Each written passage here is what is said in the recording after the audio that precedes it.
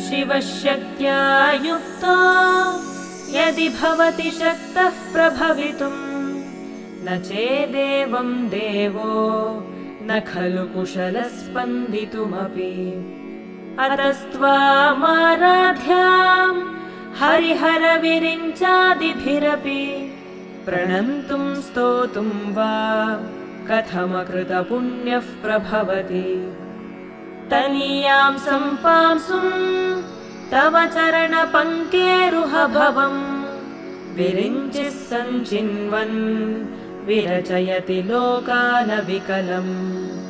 वहत्येनं शौरिः कथमपि सहस्रेण शिरसा हरः संक्षुभ्यैनं भजति भसितो धूलनविधिम् अविद्यानामन्तस्तिमिरमिहिरद्वीपनगरी।